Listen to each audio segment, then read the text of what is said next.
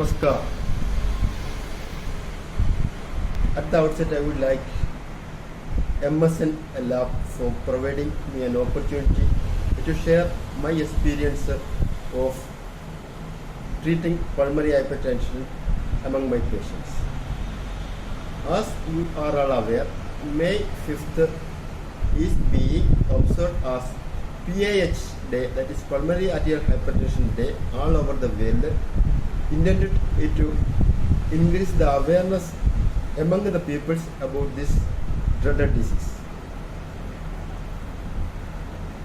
Pulmonary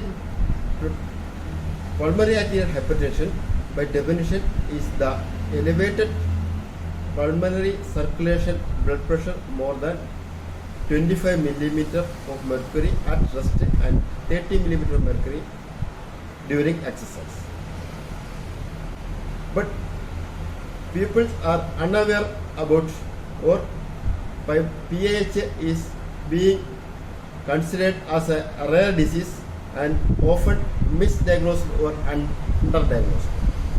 But people are very aware about the pressure, that is hypertension, that is the elevated blood pressure of the systemic circulations.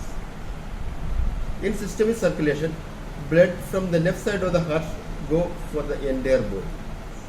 In pulmonary circulation, blood from the right side of the body goes to the lungs to get oxygenated to distributed for other organs. Even though the patients are well aware and sensitive about the systemic circulation, they are unaware about this pulmonary arterial hypertension. So basically, three diseases can produce pulmonary arterial hypertension. That is, one is the elevated pre-capillary pressure. The second one is the elevated pulmonary blood flow. Third one is the increased pulmonary venous pressure. So WHO, World Health Organization, has divided pulmonary arterial hypertension into 5 groups. The first group is idiopathic or pulmonary arterial hypertension, PAH. It also included pulmonary arterial hypertension due to collagen vascular disease, HIV infections and COVID-19 infections. The second one is the pulmonary arterial hypertension secondary to lung diseases. The third group is the pulmonary arterial hypertension secondary to the left heart diseases.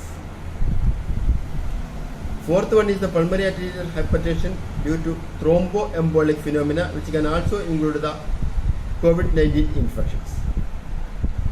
The fifth one is the rare group, that is a miscellaneous, which include the diseases like sarcoidosis and other connective tissue diseases.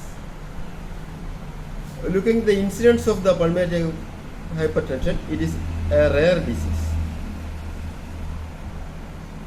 The incidence of the primary pulmonary hypertension or idiopathic pulmonary hypertension is 1 to 2 per million.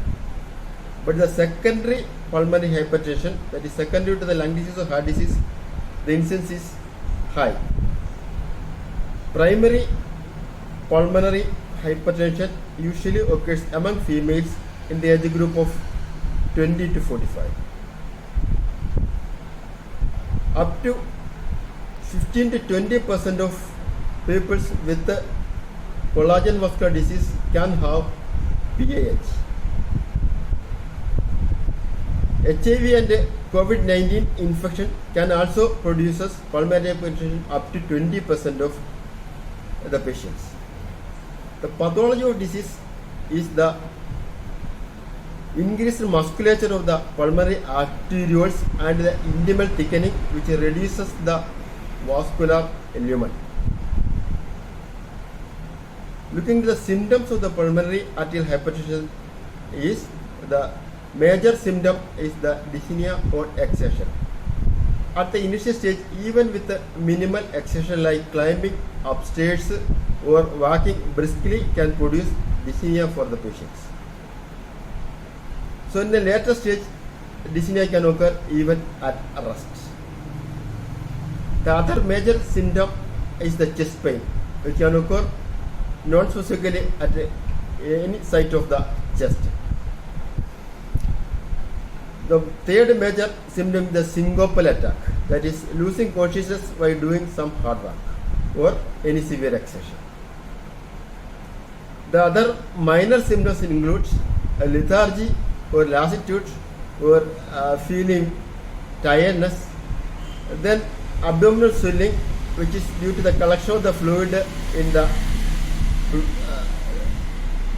abdominal cavity, or swelling of the ankle joints, that is called edema of the foot, and bluish discoloration of the entire or limbs and hands of the body. Looking at the signs that is seen on looking the patients, you can get an increased respiratory rate. Usually it is between 18 to 20, which is increased in all type of pulmonary hypertension. The other signs include bluish discoloration of the extremities, that is hand and leg. In later stage, this bluish discoloration can occur for the body itself, that is called central cyanosis. You can also see the pulsating venous engorgement in the neck, that is called elevated JVP, jugular venous pulsations. We can also get a thumping sensation by keeping the hand before the heart in the chest. And we can hear the loud pulmonary second sound while auscultating with a stethoscope. So you have to exclude the symptoms that can mimic PAH. That include left heart disease, that is usually called the ischemic heart disease, and a lung disease which can later lead to pulmonary arterial hypertension, and many other non-specific diseases. So how can you make a diagnosis of pulmonary arterial hypertension? Pulmonary arterial hypertension can be diagnosed by doing a number of tests.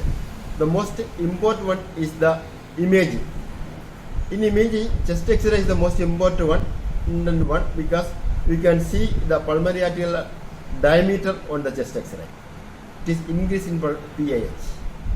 The other imaging include CT scan.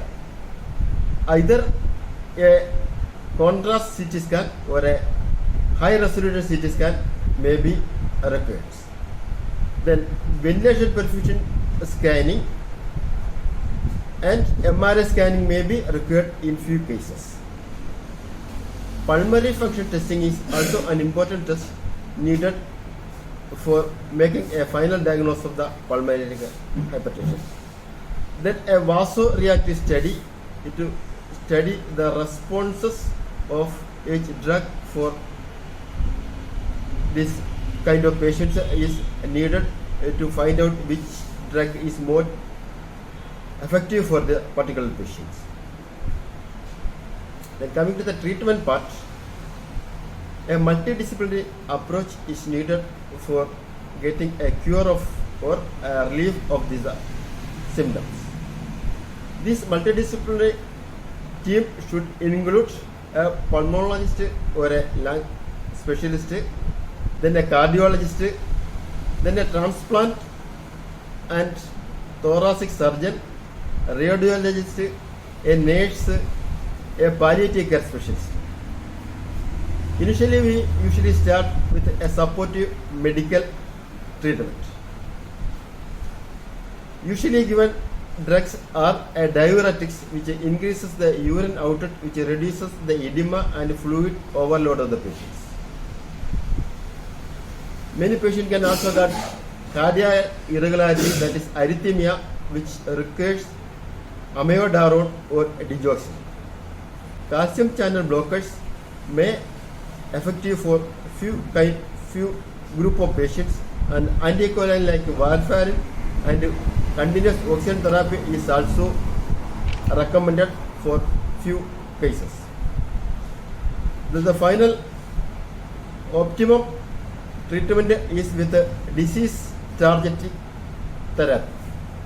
The most important is the prostaglandins. Iloprost and Beraprost are the drugs available now being commonly used, which is very effective.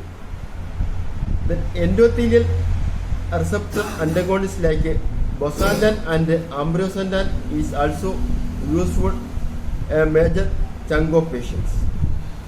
The latest introduction, that is phosphodiesterase 5 inhibitors, sildenafil and trilafil, is very effective in controlling the symptoms and prolonging the life, that is survival span is usually increased. It also increases the exercise tolerance. The patient can live almost normal life with these drugs. So, with a multidisciplinary approach, by involving all the specialties I mentioned earlier, a pulmonary arterial hypertension patient can lead a normal life and can have a duration life similar that of the normal populations. Thank you for the patient hearing.